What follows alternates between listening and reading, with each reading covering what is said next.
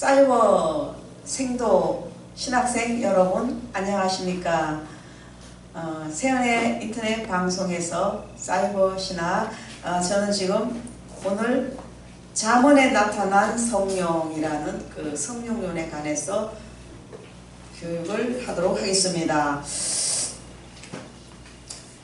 잠언 1장 20절로 23절에 보면 지혜가 길거리에서 부르며 강장에서 소리를 높이며 헌화하는 길머리에서 소리를 지르며 너희 어리석은 자들은 어리석음을 좋아하며 미련한 자들은 지식을 미워하니 어느 때까지 하겠느냐.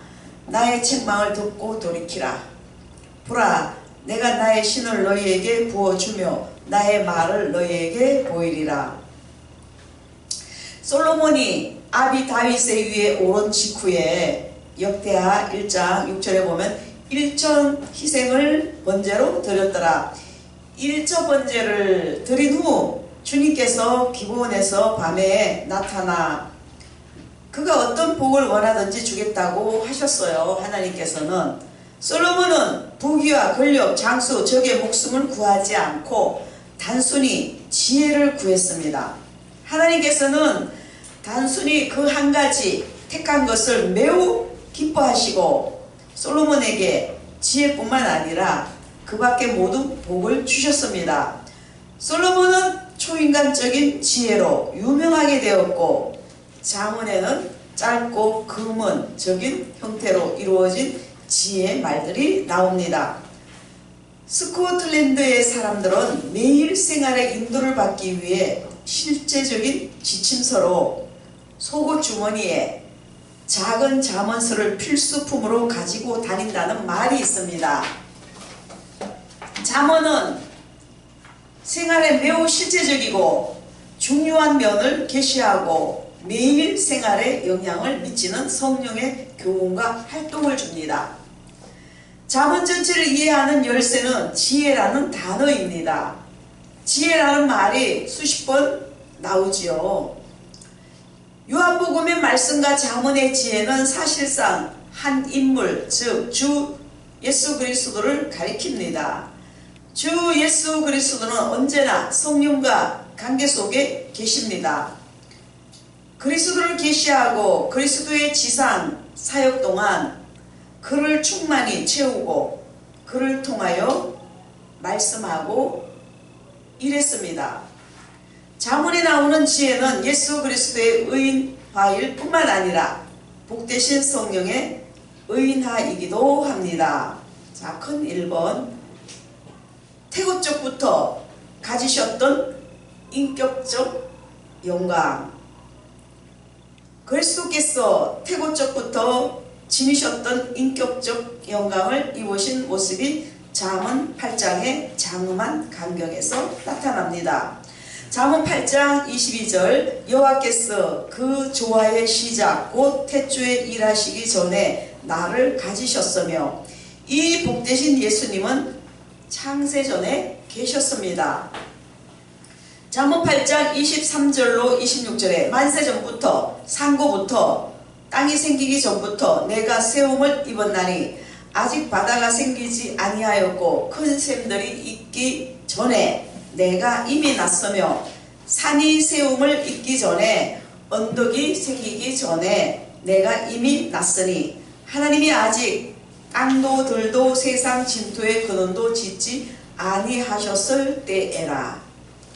잠언 8장 27절로 31절에 그가 하늘을 지으시며 궁창으로 해면에 두르실 때에 내가 거기 있었고 그가 위로 구름 하늘을 견고하게 하시며 바다의 샘들을 힘있게 하시며 바다의 한계를 정하여 물로 명령을 거스르지 못하게 하시며 또 땅의 기초를 정하실 때에 내가 그 곁에 있어서 창조자가 되어 날마다 그 기뻐하신 바가 되었으며 항상 그 앞에서 즐거워하였으며 사람이 거처할 땅에서 즐거워하며 인자들을 기뻐하였느니라.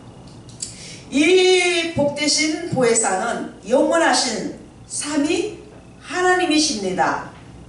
성자 하나님과 성령 하나님에 의해 하늘이 지어졌고 땅이 형성되었습니다. 자연의 모든 위험은 다 이 두 분의 손으로 지어졌습니다. 시대의 모든 지혜는 두 분의 영원한 지성에서 나온 것입니다.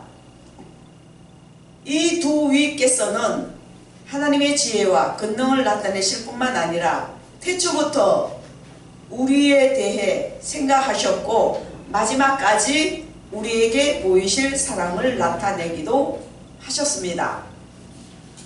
성령께서는 우리의 행복과 복지를 위해 계획을 세우고 계셨습니다.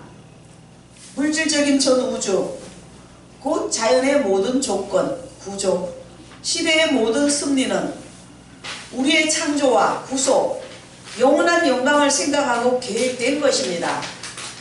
구속은 하나님의 때늦은 생각이 아닙니다. 하나님께서 이 땅을 만들고 별들이 궤도를 따라 운행되도록 하셨을 때 사람의 창조와 미래의 운명을 예상하고 그같이 하셨습니다. 성령의 지혜는 사람의 모든 높고 위대한 생각에 영감을 불어넣는 지혜입니다. 성령의 모든 열정은 인간의 천재적인 감동에 불을 지핀 열정입니다. 성령은 모든 생명과 진리와 지혜와 능력의 원천입니다. 그리고 성령은 우리의 지혜와 인내자와 안내자와 능력이 되시며 동시에 우리의 모든 충족하심이 됩니다. 잠언 8장 32절로 36절에 내 도를 지키는 자가 복이 있느니라. 훈계를 들어서 지혜를 얻으라. 그것을 버리지 말라. 누구든지 내게 들어오며 나를 얻는 자는 생명을 얻고 여호와께 은총을 얻을 것임이니라. 그러나 나를 잃는 자는 자기의 영혼을 해하는 자라. 무릇 나를 미워하는 자는 사망을 사랑하느니라. 두 번째, 집을 세움. 이 지혜가 세우고 있는 집은 그리스도의 교회입니다. 집 앞에 세우는 7 기둥은 진리, 의, 생명, 믿음, 사랑, 능력, 그리고 희망입니다. 세 번째, 진리를 찾음. 우리는 어떻게 진리를 찾을 것인가? 우리는 이 하늘의 지혜를 어떻게 받을 수 있겠는가? 그 답은 잠언 2장의 9절에서 얻을 수 있습니다. 잠언 2장 9절, 내가 공의와 공평과 정직 곧 모든 선한 길을 깨달을 것이라. 잠언 2장 1절로 7절, 내 길을 지혜에 기울이며 내 마음을 명철에 두며 지식을 불러 구하며 명철을 얻으려고 소리를 높이며 감추인 보배를 찾는 것 같이 그것을 찾으며 여호와 경외하기를 깨달으며 하나님을 알게 되리니 대저 여호와는 지혜를 주시며 정직한 자를 위하여 완전한 지혜를 예비하시며 행실이 온전한 자에게 방패가 되시나니. 하나님께서는 귀한 모든 것을 감추어 두어 부지런한 사람에게는 보상이 되고 열심인 사람에게는 상이 되며 게으른 자에게는 실망이 되도록 하셨습니다. 모든 자연은 빈둥거리는 자들과 게으른 자들에게는 거스려 대항합니다. 밤은 가시껍질 속에 숨겨져 있고 밤 먹는 밤나무의 밤입니다. 진주는 바다의 파도 아래에 묻혀 있으며 금은 산의 바위 속에 갇혀 있습니다. 보석은 품고 있는 바위를 깨뜨린 후에야 비로소 얻을 수 있습니다. 땅은 수고하는 농부에게 겉면의 보상으로 수확물을 줍니다. 진리와 하나님은 부지런히 찾아야 합니다. 마태복음 7장 7절, 찾으라 그리하면 찾아낼 것이요 문을 두드리라 그리하면 너희에게 열릴 것이니. 성령은 뜻과 소원이 참으로 간절하고 확고할 때 충만히 주어집니다. 다른 모든 것을 희생하지 않고서는 하나님의 거룩한 것들을 얻을 수 없습니다. 빌립보서 3장 8절에 모든 것을 해로 여김은 내 주 그리스도 예수를 아는 지식이 가장 고상함을 인함이라. 내가 그를 위하여 모든 것을 잃어버리고 배설물로 여김은 그리스도를 얻고 이것이 거룩한 것을 얻을 수 있는 참된 정신입니다. 4번 찾는 자에게 주시는 메시지.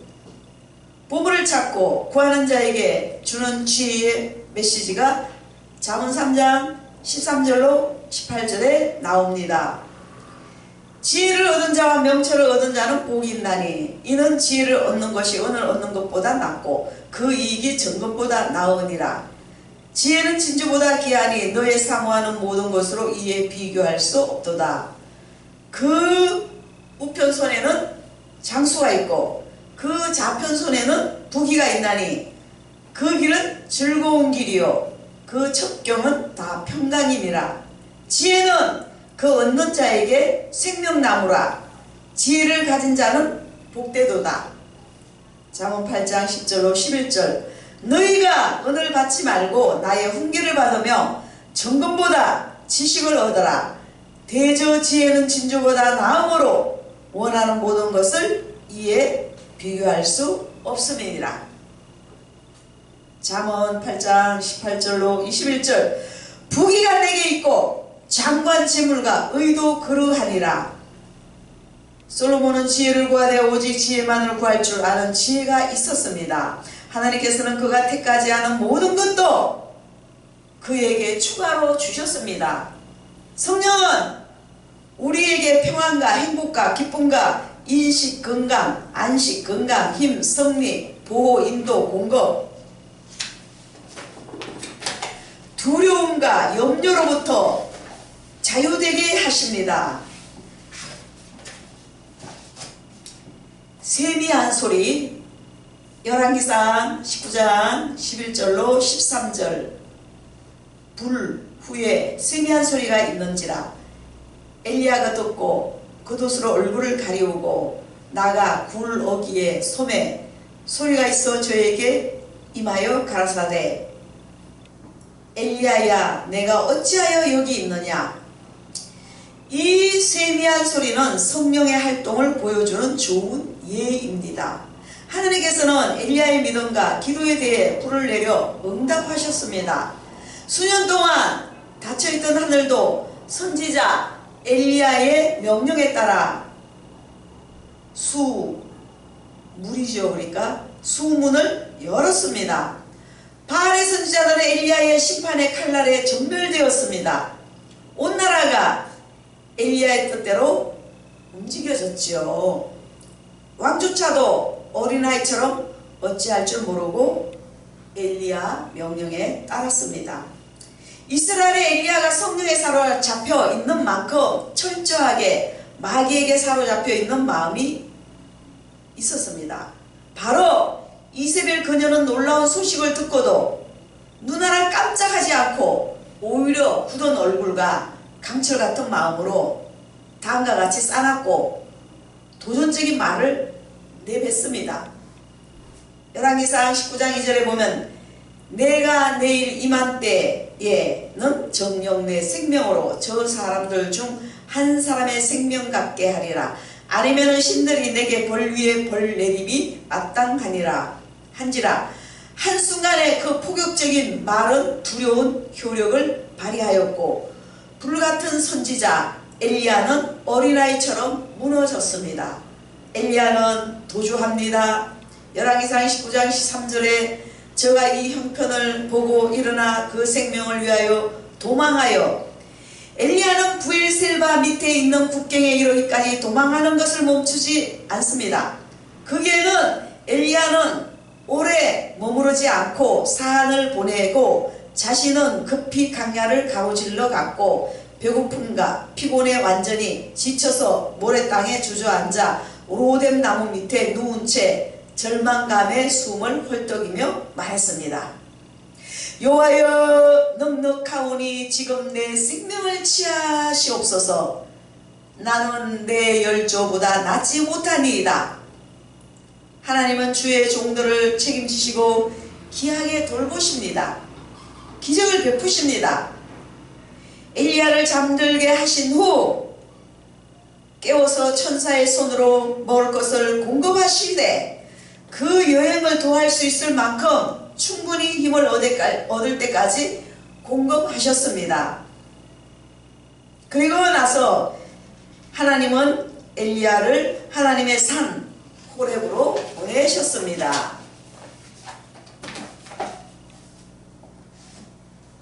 예, 또 큰 일본입니다.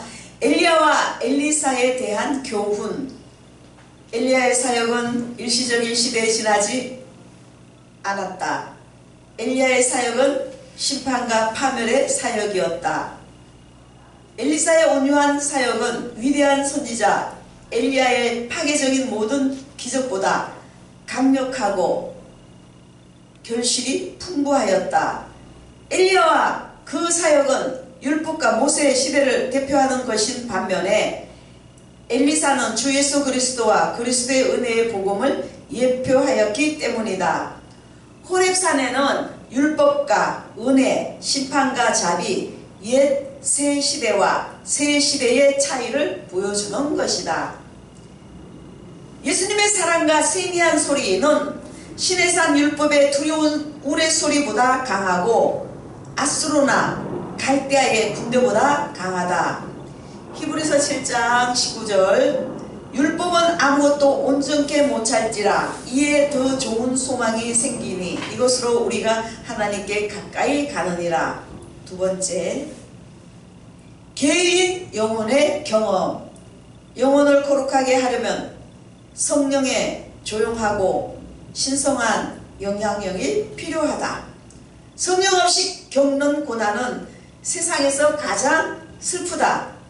성화로 이끌지 않는 고난은 복을 주지 못하고 한패하게 하는 번개와 같다. 세 번째, 하나님의 목소리이신 성령. 하나님께서 우리에게 말씀하시되 성경을 통해서만이 아니라 그 자신의 목소리로 친히 말씀하시기도 한다. 하나님께서는 자신의 자녀 한 사람 한 사람에 대한 특별한 목소리가 있다. 그 음성을 알아듣는 것은 우리의 특전이다. 그것은 귀로 들을 수 있는 목소리가 아니다. 외적 감각으로도 들을 수 없다. 그 목소리가 어떻게 마음속에서 이해되도록 만드는지를 모르는 사람에게 설명할 수 없을 것이다.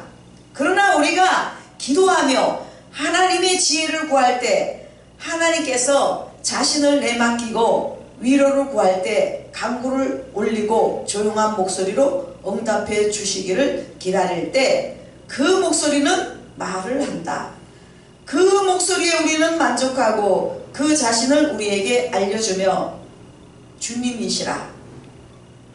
요한복음 21장 7절 주라 하는 말을 듣고 하고 깨닫게 만든다.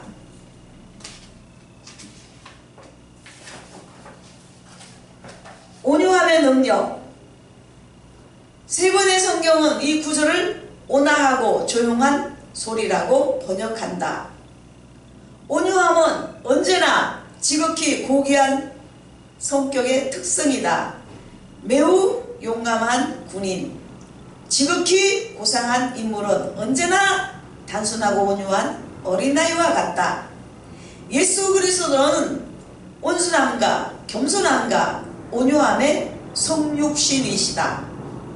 바울 사도는 그리스도의 온유함, 감용으로 호소하였다. 고린도후서 10장 1절 나 바울은 이제 그리스도의 온유와 간용으로 치 너희를 권하고. 마태복음 11장 29절 나는 마음이 온유하고 겸손하니. 성령은 예수님에게 비둘기 모양으로 내려오셨고 우리 속에서 지극히 친절한 감독자로 지극히 부드러운 위로자로 거하시며 우리는 성령을 슬프게 하고 애타게 하고 성령께서는 마음을 움직여 순종하도록 호소하신다. 성령께서는 우리 마음을 민감하게 살피신다는 것을 생각하자. 성령은 우리 마음에 강제로 들어오려고 하지 않으신다. 성령은 강요하지 않으신다. 성령은 우리의 자유로운 의지를 해치려고 하시지 않는다. 성령은 우리 존재의 가장 훌륭한 동기에 호소하고 우리 마음속 깊은 데서 우러나오는 의지에 호소하며 우리가 얼마든지 즐거이 드리는 순종에 호소하신다. 성령의 온유하심을 본받자 우리도 성령처럼 단순하고 민감하며 동정심이 많고 양보하고 겸손하며 온유하고 어린아이처럼 되게 해 주시기를 성령께 구하자. 그러면 우리의 얼굴과 태도와 목소리, 우리 생활의 모든 면에 예수 그리스도의 성품, 예수님의 정신이 녹아있게 될 것이다. 이제 기름병만 말씀드리고 이제 10분 남았습니다. 열왕기하 4장 2절로 7절 계집종의 집에 한 병 기름 외에는 아무것도 없나이다. 가로되 너는 밖에 나가서 모든 이웃에게 그릇을 빌라. 빈 그릇을 빌되 조금 빌지 말고. 엘리사는 주 예수 그리스도의 온유하고 자비하며 은혜로운 사역을 대표하였다. 1. 가부의 자원. 내 집에 무엇이 있는지 내게 고하라. 이에 가부는 대답하였다. 열왕기하 4장 2절 계집종의 집에 한 병 기름 외에는 아무것도 없나이다. 하나님께서는 우리에게 이미 주신 모든 자원을 활용하고 낭비하지 않기를 기뻐하신다. 아주 단순한 도구를 사용하여 일하실 수 있다. 우리가 이미 받은 것을 활용하기를 원하신다. 모세가 가지고 있던 것은 지극히 미미한 것이었다. 그 보잘것없는 막대기는 홍해를 가르고 바로의 근력을 깨트리는데 충분하였다.